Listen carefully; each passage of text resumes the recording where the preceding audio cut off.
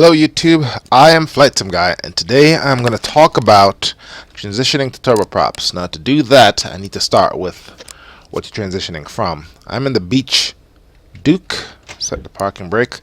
I'm going to do a quick flight from where I am, Bolton Field, Ohio, to Dayton. Very short hop along I-70. I'm going to record this, talk about, pistons, pretty much telling you what you already know. And then I'm going to cut over to a turboprop, a twin turboprop, and talk about how that's different.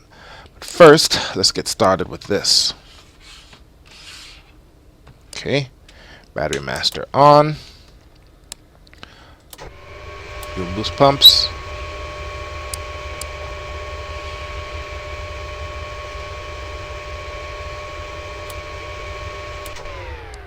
Let's start with engine number 2.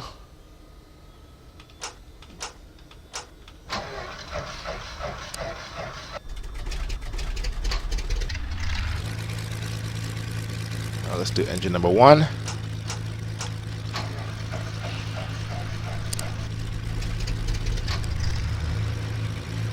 Cowl flaps open.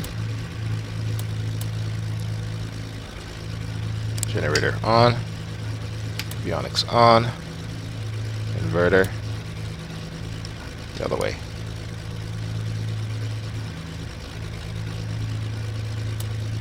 There. Let's turn on our avionics. Hate that.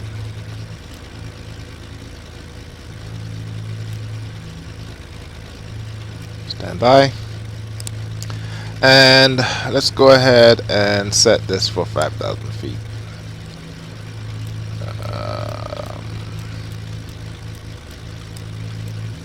Arm. Let's get a weather briefing. Alright. That's no good. View 054. Wow, that's kind of high. What a crappy day. Okay. I'm going to go ahead and do another episode on icing. But in the meantime, we need all icing systems on. And I'm going to go ahead and close cowl flaps for a bit. That should trap some heat in the engines, help get my engines warmed up. Turn this on, trim is set. And what we're going to do is, I'm not even going to call the tower, I'm just going to go ahead and taxi and take off. Runway, I need to take off into the wind. Taxi, take off runway 22. Alright. Straight flight, nothing too complicated. Alright. Parking brake off.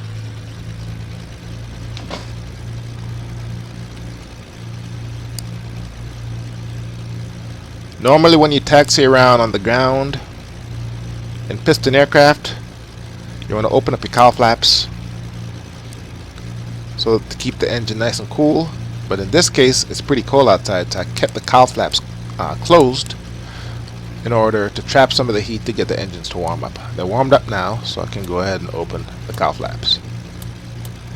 A big part of flying piston aircraft, such as the Beach Duke, is engine management. You gotta monitor, the number one thing you have to monitor is heat. Unlike automobiles, airplanes, modern ones nowadays, I know in World War II, aircraft such as the Allison that was put in the first round of the first iteration of the P-51, it was water cooled. Most aircraft are not, to the best of my knowledge, not water cooled, they're air cooled. And the engine block is one big old heat sink and is constantly producing heat. And one of the duties of a pilot in piston aircraft is managing heat, and it's a big pain in the ass. You're always having to watch the gauges, making sure oil temperature and oil pressure are in the right in the zone, making sure your engines aren't too hot or too cool. If you go from one extreme to the other, you can cause shock cooling, primarily from hot to cold. So it's just one big pain in the butt, and it is so with one engine. It's twice as much with two engines. So those are some of the small things you have to deal with when flying pistons. Now I'm talking about this now because when I talk about the transition to turboprop, it makes for a good baseline with regards to what's different with turboprops. Alright, even though I didn't call for what? There we go. Even though I didn't call for a clearance takeoff, make sure there's nothing coming.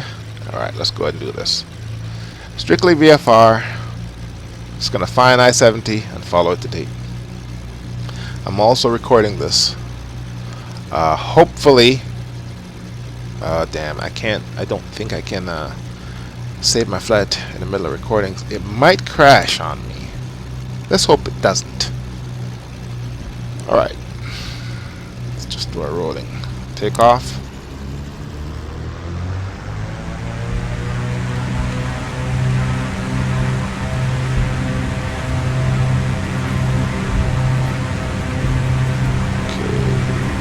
Air is nice and cold, so I should be getting good performance. Nice and hard. Positive rate, gear up. And I'm going to make a turn to the right. What I need to do is go north and then find I-70 and take that west. Alright, I'm going to be getting in some clouds at 1700. I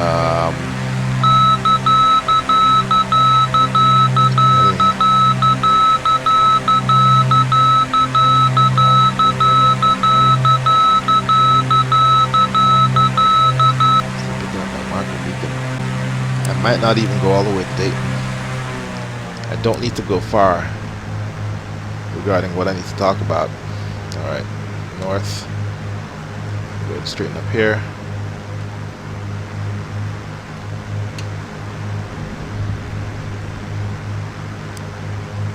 Go. Alright, look at our engines, they're kind of cool. Let's bring it up one notch on the cowl flaps. I might have to use a GPS if I can't see the ground. Is that 40 right there? Yeah, that's Route 40 right here.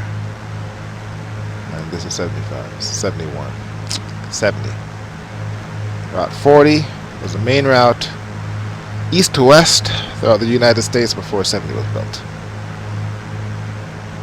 Alright. Hitting the cloud here.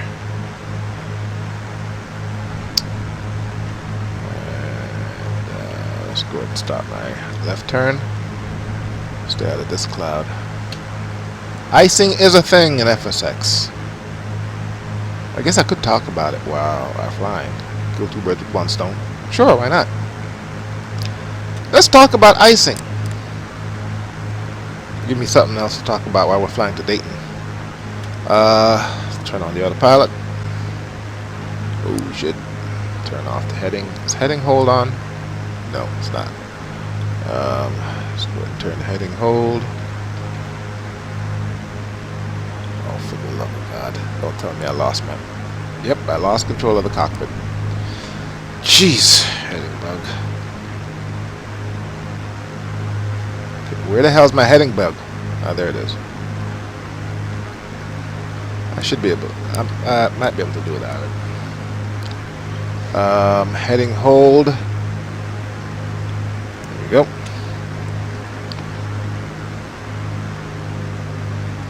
Let's see. All right. Well, since I'm here flying, going to Dayton, the point I was trying to make is piston aircraft, such as this Beach Duke, which has two engines. It's the engines are very temperamental. You have to take good care of them, otherwise they'll cause you all sorts of problems. Let me go ahead and lean the engines a little bit. Where's my EGT? Oh, it's around here somewhere. Cylinder head temp. I know the EGT is around here somewhere. I can use a cylinder head temperature as a guide. I can also just listen to the engines. But in this case, I'm just going to bring the fuel flow back. There's nothing wrong with flying rich. You just waste a lot of gas. There. My cylinder temperatures, they're not in the green. Let's go ahead and close the cowl flaps. There we go, since we're at cruise. And I'm in the clouds. I guess I can just use this. And since I'm in the clouds, closed the cowl flaps, that should trap some of the heat. My cylinder temperatures should come up shortly. Alright. So while we're here, let's go ahead and talk about icing. I downloaded a talking points paper on structural icing. Let me see if I can find it. Alright, so here's the thing about icing. It can happen even when you don't think it's going to happen. You can have icing, especially with the carburetor, in the middle of summer, if it's nice and humid enough, and if you go, if you fly high enough. What's icing? Icing conditions exist when the air contains droplets of supercool liquid, that is water. Icing conditions are characterized quantitatively by the average droplet size, the liquid water content, and the air temperature. The point is, if you're in the clouds and the conditions are right, you can get icing. Now, icing is bad. Icing is all sorts of bad. But before we talk about that, let's go ahead and adjust my course. Why is icing bad? Simple. If you get icing on the wings, it interrupts the airflow, it disturbs Bernoulli's principle, and the wings don't produce that much lift. You get enough icing on the wings, and it kills the lift altogether, and the plane will drop out of the sky. That's the bare minimum. Icing also screws with your equipment. Your pitot tubes can get iced over, and that kills your airspeed indicator. And all other systems that uses ambient temperature or pressure or whatever that have tubes sticking out of the plane, they're all going to get iced over. So your vertical speed indicator is dead, your altitude indicator is dead, your airspeed indicator is dead. Plane loses performance because it has all this ice on it and it doesn't want to fly. And if you get ice on the propellers, if the icing is going to be uneven, and it probably will be, since it's going to be,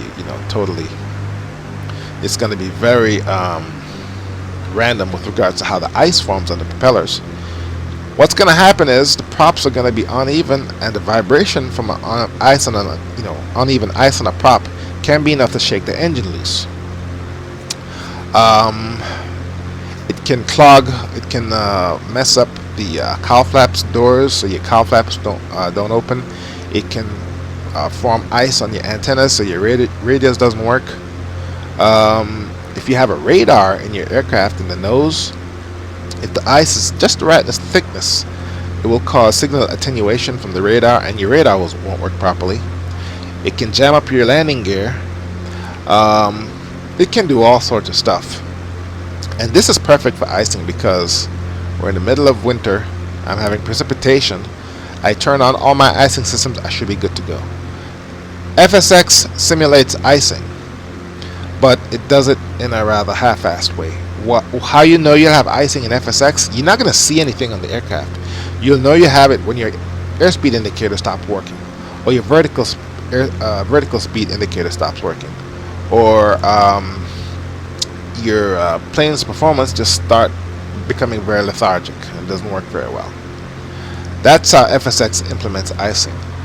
All the aircraft add-on makers, they can implement additional icing simulation however they want to, but for the most part, FSX simulates it. I learned that the hard way. A couple of years ago, I was flying the stock Learjet on VATSIM, and I was there doing my approach, happy as a clam, flying along. And the auto throttle in that Learjet is kind of hokey. Well, what happened was the airspeed indicator died due to icing, and the auto throttle saw that the airspeed went to 0.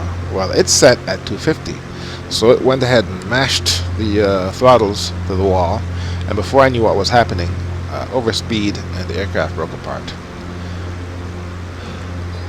Now that's an extreme simulation or extreme situation. Very much doubt that would happen nowadays with today's add-ons. Alright, let's see where we are. I need to get to Dayton, Where the devil are we? Alright, that's Springfield Air National Guard Station. Right pat should be coming up, and Dayton's going to be off to the right. So now, is there anything else to say about icing? Let's see here. I posted a video on my Facebook page. Was it a video? Yes, it was a video on my Facebook page.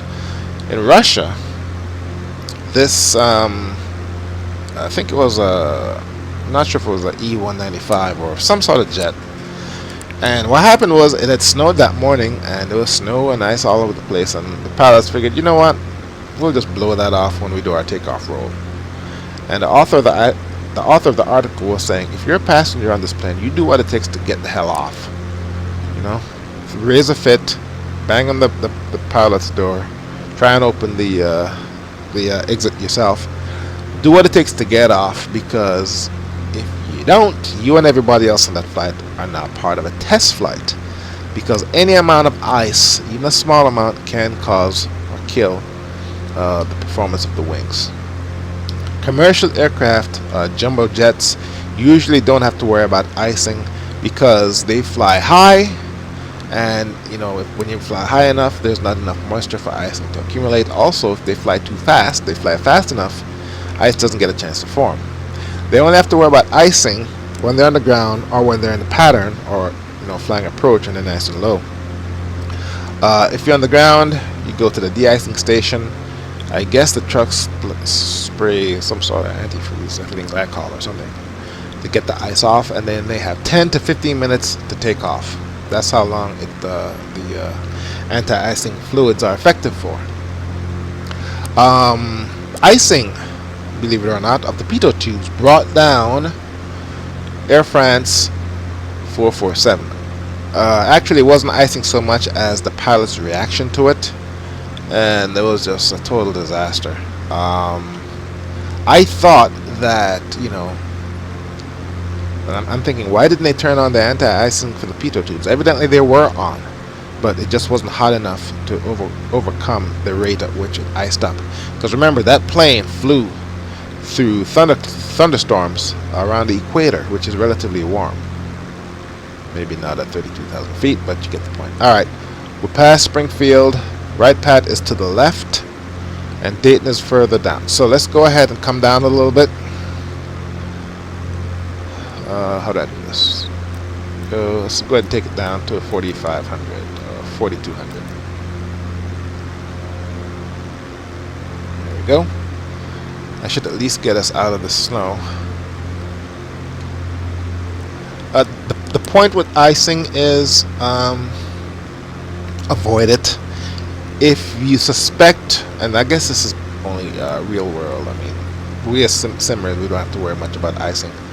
But most of the icing systems that aircraft may have works best in anticipation of icing. Once you've started accumulated icing, I guess you can, you know, turn them on and, you know, the boots will knock the ice off or whatever.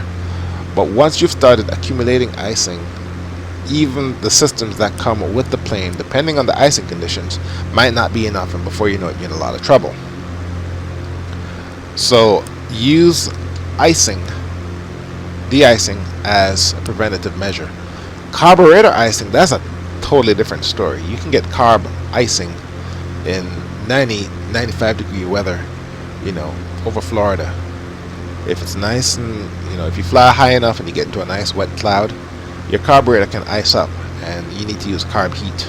But that's a different story. Alright, Dayton is coming up. I'm going to come right about 10 degrees. And what I need to do is come down to about 3,500 feet. Now my cowl flaps are closed, and I'm barely in the green on my cylinder temperatures. Alright, let's go ahead and slow down. I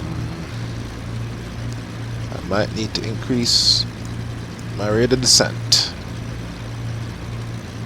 Let's take it down to 1,100 feet per minute. And I'm not going to ask permission to land, I'm just going to come on in. It should be over there somewhere. This problem where you either have clickability on your virtual cockpit or you don't. I've seen that on several aircraft. It might have something to do with the simulator itself. It comes and goes with this aircraft, which is our real air, and I need to come left, but that doesn't work. So let's click the heading bug and do that. Alright. Still don't have it. Alright. And my runway is right there. I'll go ahead and take the second one. Alright, at this point I can go ahead and turn off the autopilot. Let's take it in manually. With a little bit more gas. Gump. Gas. Good on my gas. Have fuel in the tanks. On the carriage. That's my gear. That needs to come down. Come off the gas. Raise the nose a bit. Bleed off some speed. Gear down.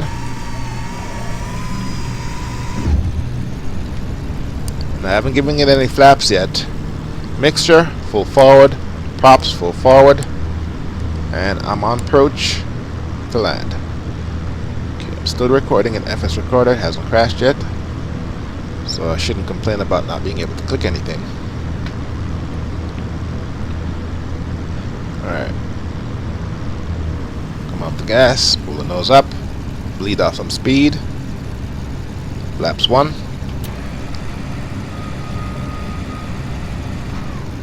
And the Duke only has 2 notches for flaps, approach and down, so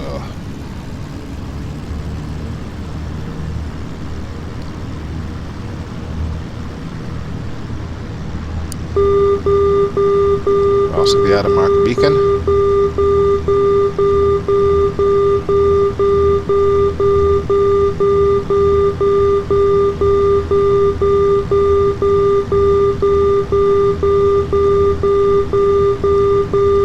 Head temperature.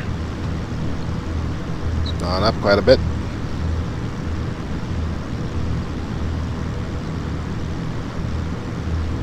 I can't mess with my car flaps because I can't click them.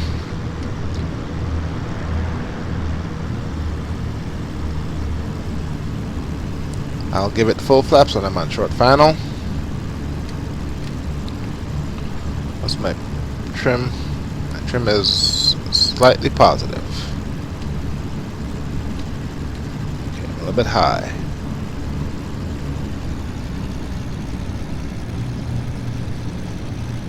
Now this aircraft must be fuel injected because I don't see any, and I can't click that too. Yes I can. I could a second ago. There it is. So my clickability came back. Okay. Frost air. I'm not sure what that is.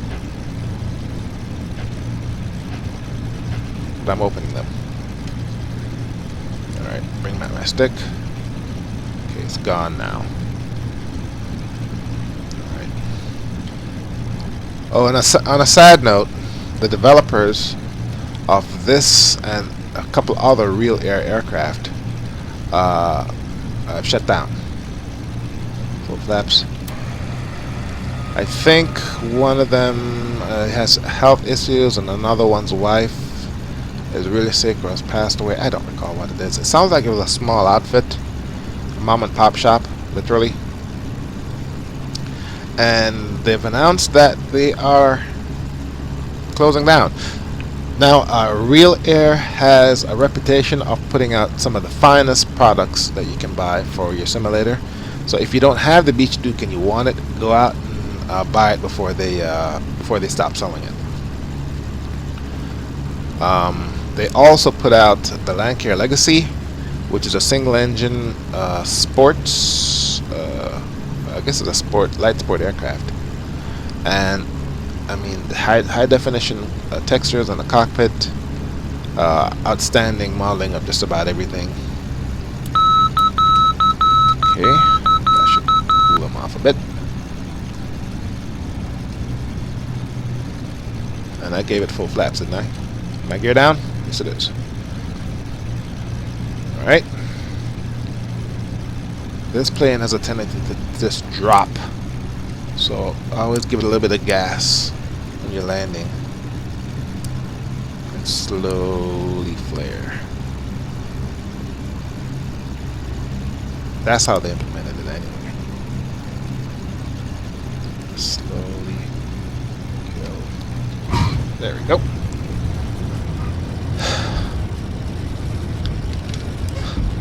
See if I can make this turn.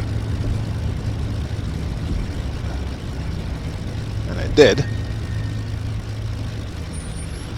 Because I stood on the brakes. And where should we park? Let's just go ahead and park and shut down by that hangar right there. Flaps up. Alright, so I was able to accomplish several objectives in this one video. Point is, with icing, stay the hell away from icing conditions. And if you suspect icing, turn on all your icing systems. Whenever I fly through clouds, regardless of the conditions, I turn on all my icing because I don't know how wet the cloud is. So that's just a habit of mine. That's the summary for the icing discussion. And for the transition to turboprop discussion, piston engines are very temperamental and can be a pain, simply because they require so much attention. And I'm just going to go ahead and taxi along and park up at one of these spots. Now, one of the reasons I recorded this is when I do the transition to turboprop in the turboprop, I'm going to play back this file and do some formation flying, and that you can see how you can quote-unquote play with yourself in FSX by recording a flight, playing it back as traffic, and then record that and do that over and over, and you can literally do formation flying. I'm pretty sure you've seen folks who've published videos or pictures of them doing formation flying in an F-15 or an F-16 or whatever. That's how they do it. Alright, no sparking spots here. Start to snow. And stop snowing. Let's just go ahead and park in front of this hangar door. And we'll just leave it right here.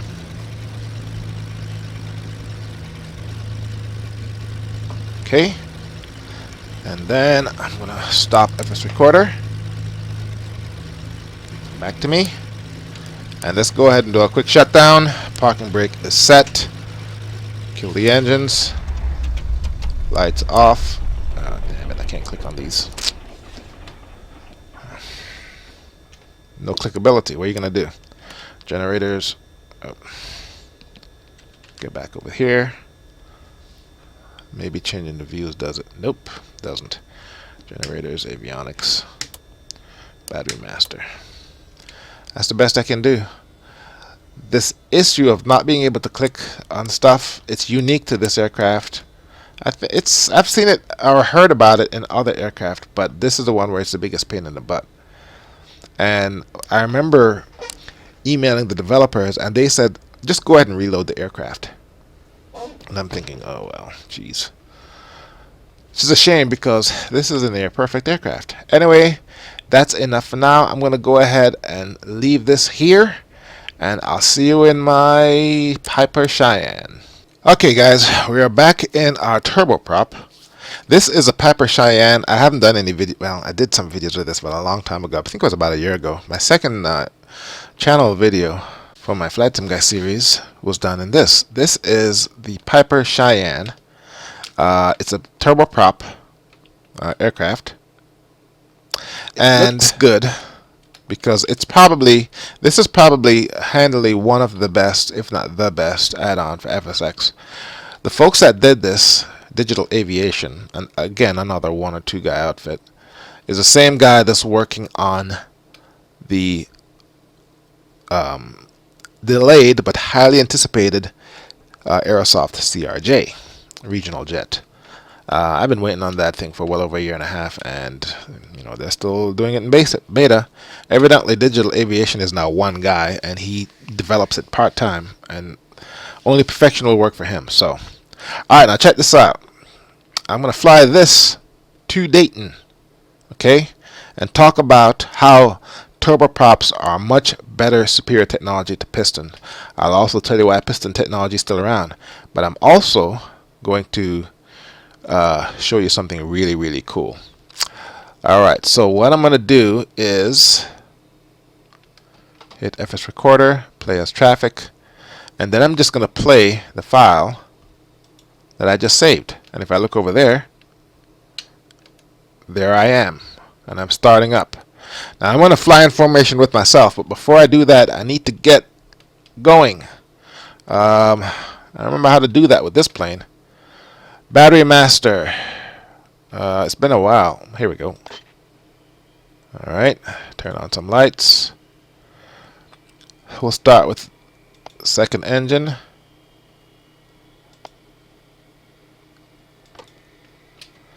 Let's see. Hopefully that will do it. Oh, I need to. There. Bring these props forward.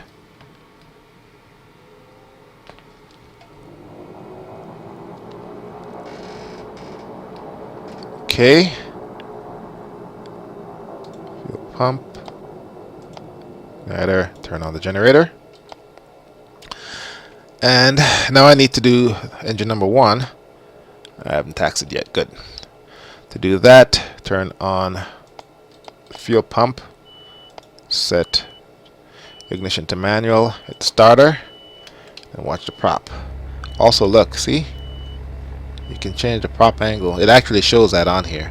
Now I think in reality it doesn't work that way. The engine has to be running first before you can actually see the propeller angles change. But all right, the left engine going, and then that auto ignition. Turn on the generator. Turn on some lights. Go ahead and leave the landing lights on, and we want all of our icing systems on because we're in icing conditions.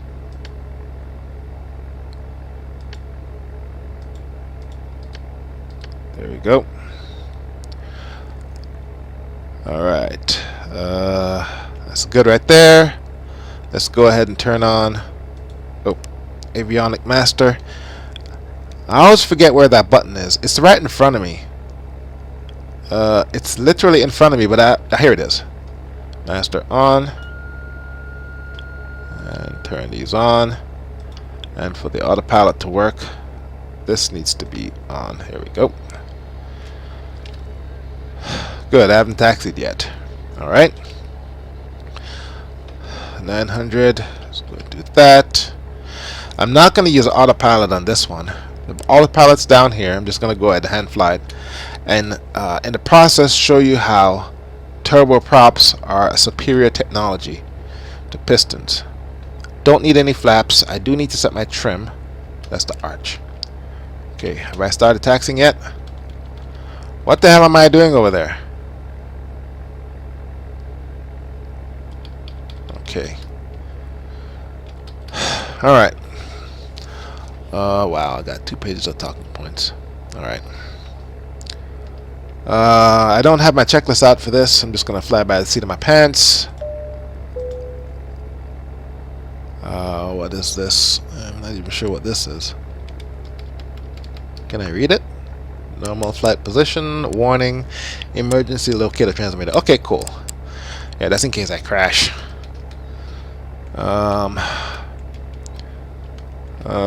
Flaps, cigar tip controls.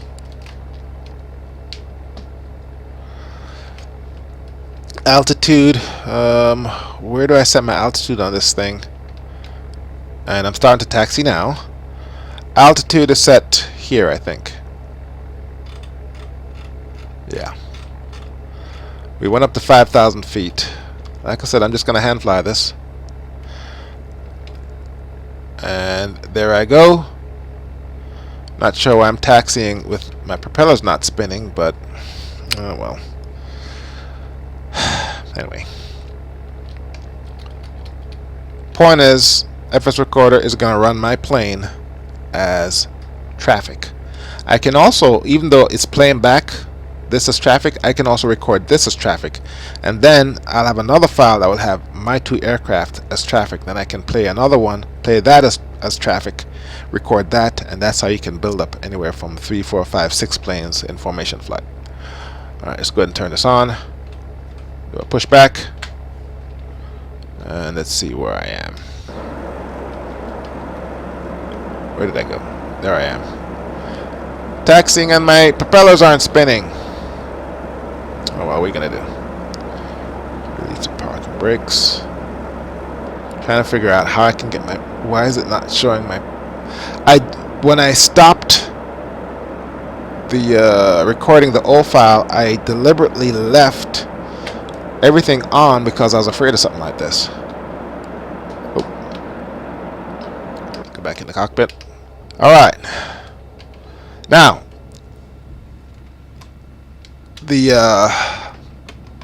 The throttle levers are at idle. I'm not doing anything, and it's wanting to take off by itself. That's the first difference between turboprops and pistons. Turboprops have a lot more power, pound per pound. The amount of horsepower a turboprop produces, with respect or regarding its total weight, you can't compare the two. Turboprops are wicked powerful. A definition of a turboprop, very, very simple. A turboprop is essentially a jet engine with a propeller on it. How is that different from a turbofan? Well, the big difference is with the turboprop, there's a gearbox between the propeller and the turbine, because the turbine spins at a much higher RPM than the prop. Okay, I'm going to give myself a second to take off with my propellers not spinning. And also, there are two types of turboprops. There is a single shaft and a free turbine. The single shaft is the one where essentially the propeller is on the on a gearbox which is tied directly to the shaft, so that when you start that particular engine, the propeller starts spinning more or less the same time as the turbines. With the free turbine engine, how that works is they put a turbine in front of the exhaust gas coming out of the jet engine, and that drives a shaft which drives a gearbox with turned propellers. Okay, I can rotate. Let me take a moment to show you what the single shaft looks like. I'm just going to go ahead and go through, gear up, a handful of pictures that shows you what these things look like.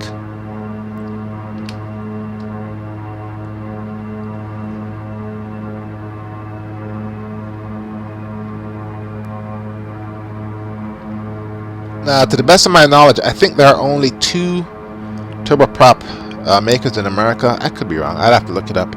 I know Pratt & Whitney Canada has an operation where they make turboprop engines, and then there's another outfit that makes them. And so they're definitely a lot more powerful than pistons. They're a lot faster. Let's go ahead and make my turn to the north. I need to keep an eye on myself. I turned off labeling for AI aircraft, so I have no idea where the hell I am. Hopefully I can find myself shortly. And because they're jet engines with propellers attached, they can provide bleed air for cabin pressurization. They need to fly high to justify their cost because they are jet engines with propellers on them. So you can cruise much higher in a turboprop than you can in a piston. Now, having said that, piston engines that are turbocharged can follow a turboprop up there, but not that high. Okay, I'm in the clouds and I don't have the autopilot on. This is not good. This is how accidents happen. This is 40 right there, there's 70 right there. Okay, let's go ahead and make my turn.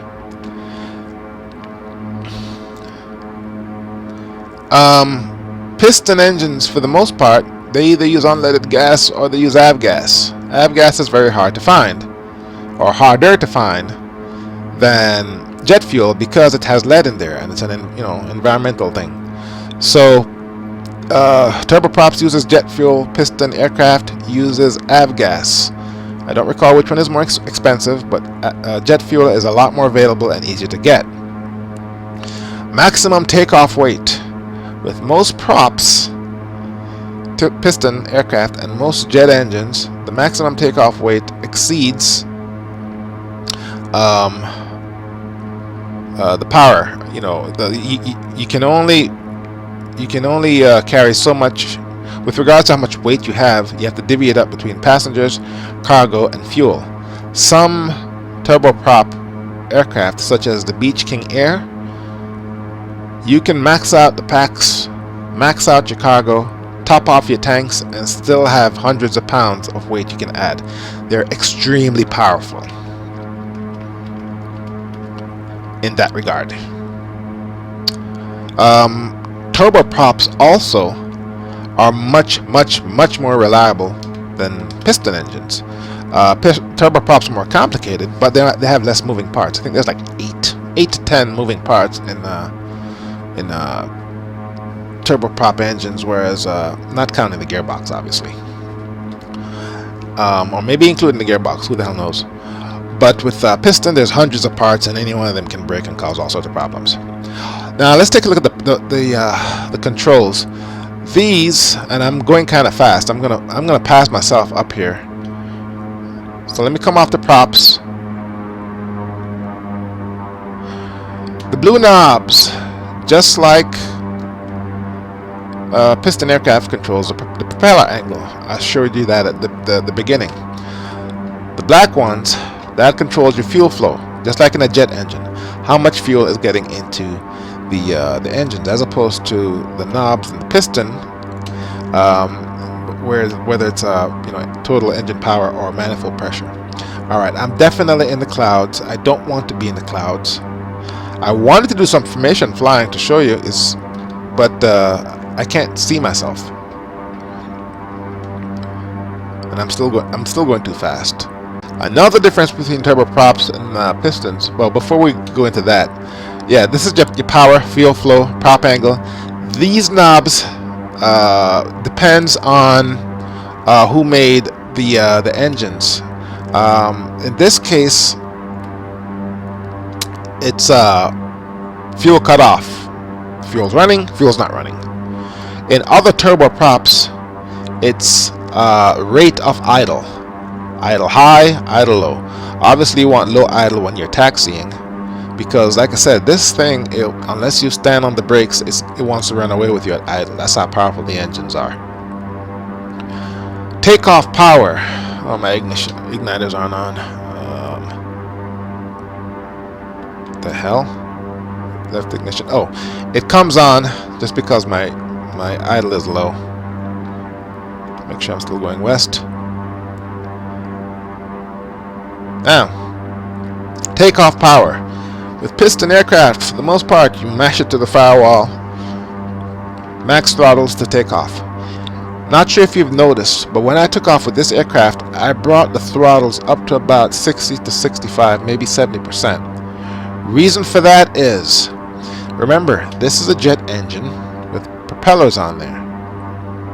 There is a gearbox between the shaft of the turbine and the propellers to make sure that the props spin only as fast as you need it to. Point is, there's a ton of power here, so if you mash the throttles all the way forward in a turboprop, you can damage the engines or do simulated damage to the engines. So I took off with only about 65 to 70% power, and I have a whole bunch of power from 75 to 100. Now, how do you know when you're, how much power to give? Obviously, you want to stay within the red. Don't go beyond the red with ITT, torque, and all these other things. Now, this does have a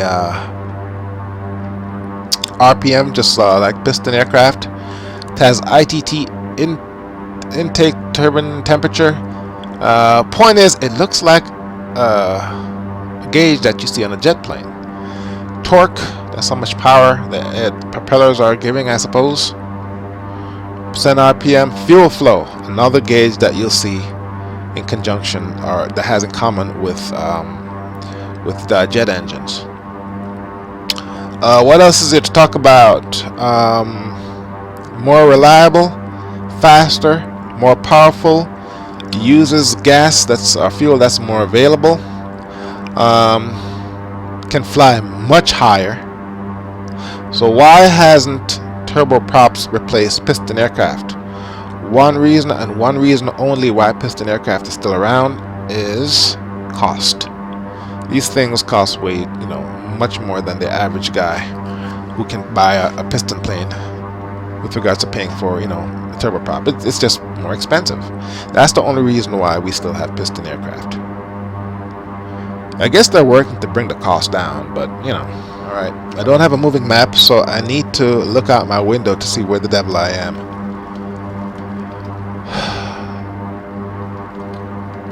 That might be Springfield Air National Guard over there. This damn autopilot on.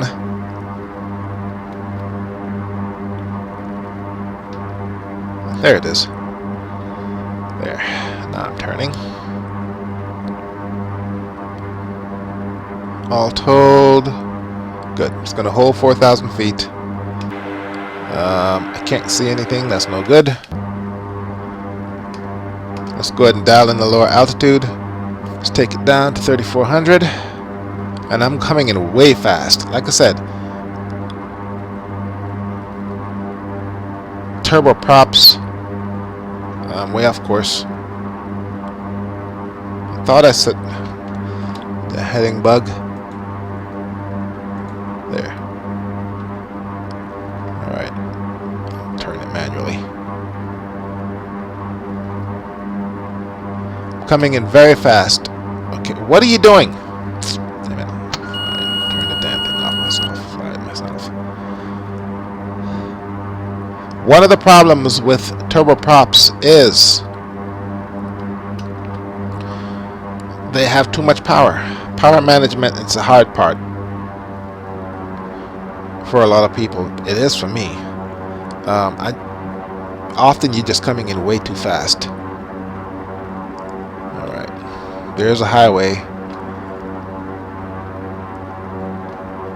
I need to stay on that. That's Springfield National Guard base right there. I need to get up. Okay, if I go any higher, I'm going to get into the clouds and I won't have visibility on the ground, which is no good. So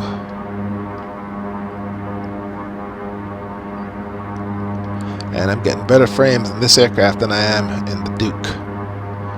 I was in the teens. Here I'm in the mid-20s. Alright.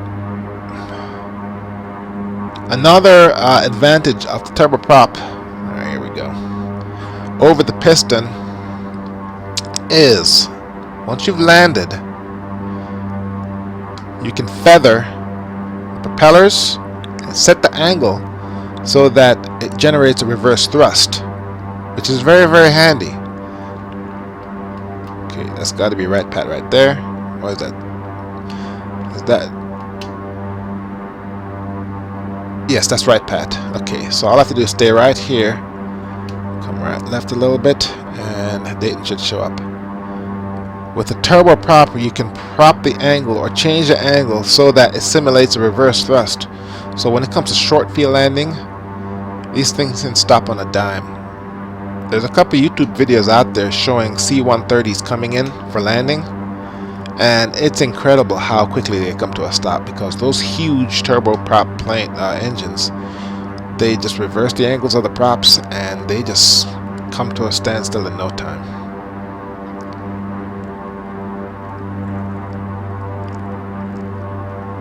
I've only flown in a turboprop once in my life. It was during a military operation when I was in the Air Force. We flew out of Fort Polk, Louisiana, The Canadian Air Force provided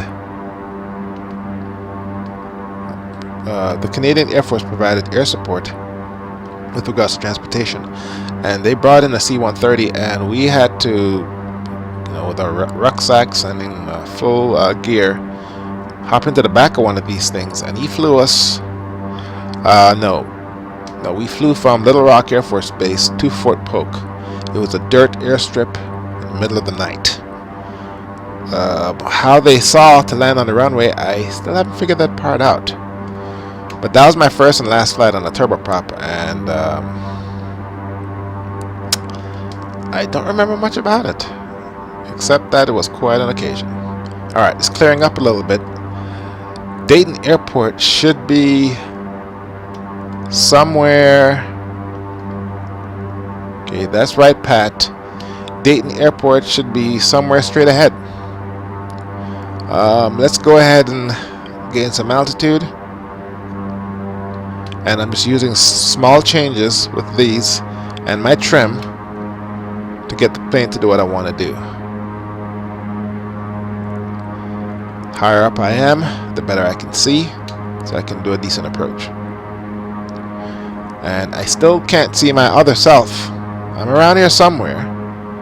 I turned off aircraft labels so that I could save on frame rates. This plane is a lot faster. As long as I don't dawdle finding the airport, I should be able to land and beat myself. Alright, 3,000 feet, nose down.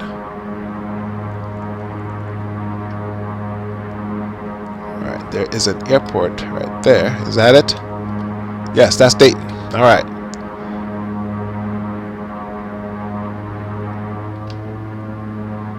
Alright, let's see if I can bleed off some speed. And this is the hard part of flying turboprops, is they have a lot of energy and it's hard slowing down. So let's see. And I just hit the air brakes button and I don't see any air brakes. So, alright. What I do have, however, are landing gear. Gear down. Gear is a very, very effective speed brake. Alright, I'm going to come in on the same runway that I landed the Duke on.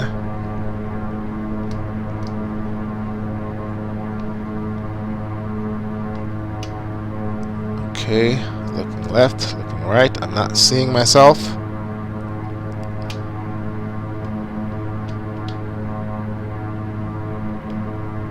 Okay, come off the gas. Pull up the nose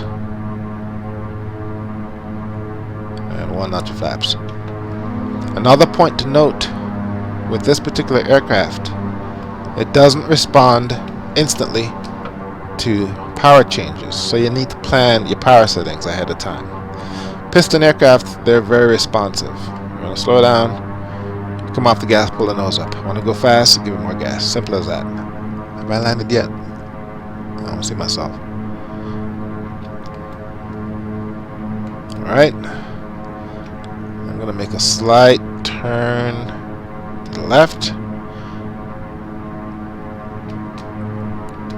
Because remember, it's a jet engine with the gearbox and the propeller. That's all it is.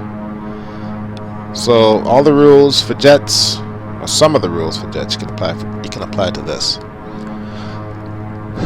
Okay, what else there to talk about?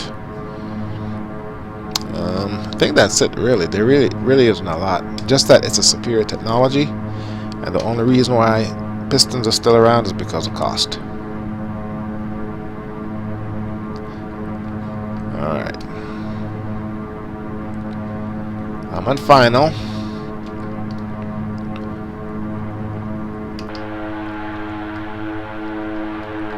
Coming in on the same runway, and I don't see myself back there. And I know this works. Oop, too high.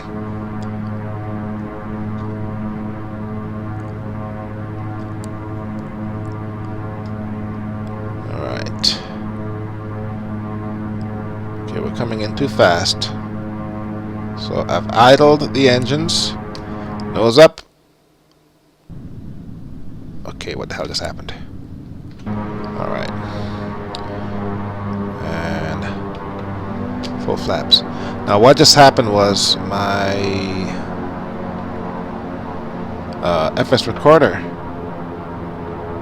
the playback ended. So what that tells me is my other flight, flight in the Duke, full flaps, is out there somewhere.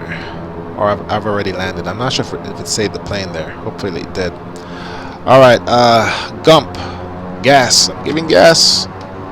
Too low.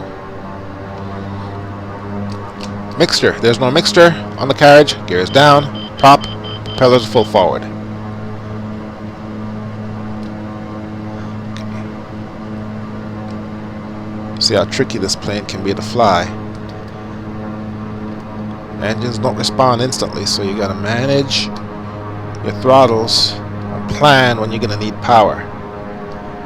And in a moment, I'm gonna show you how this thrust reversal works.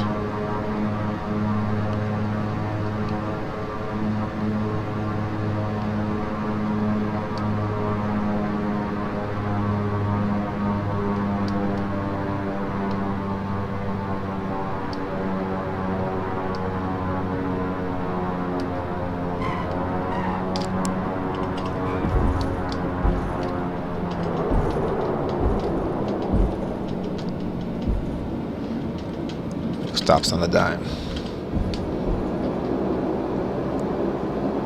Oh, dude! Oh, wow. Alright. It seems my FS recorder efforts were wasted because file played from start to finish. I didn't see myself except when I was on the ground at Bolton. The propellers weren't moving, and I parked by that hangar and I'm not seeing myself. So I'm gonna do a little experiment here in a second.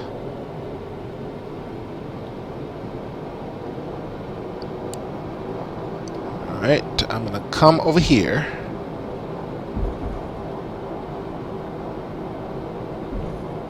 Whoa. Easy there, buddy. And that's it. Let's go ahead and call it a day. My experiment with the FS recorder failed. You got to be careful with FS recorder and FSX. It will cause your simulator to crash on you very easily, which is what happened, which is why I'm cutting in post-edit to say goodbye. But that's pretty cool, though. The formation flying feature, version of FS Recorder 1.8, you can do that. The only thing you can't do in 1.8 that you can do with 2.1, which works with boxed, is the virtual cameras. You know, when you can plant the camera in the foot of the runway to catch those overhead shots and whatnot. You can only do that in 2.1, not in 1.8. Anyway, let's go ahead and leave it at that. Hopefully you found the transition to turboprops helpful. My name is Flightsimguy. Thank you very much for watching. I will see you next time.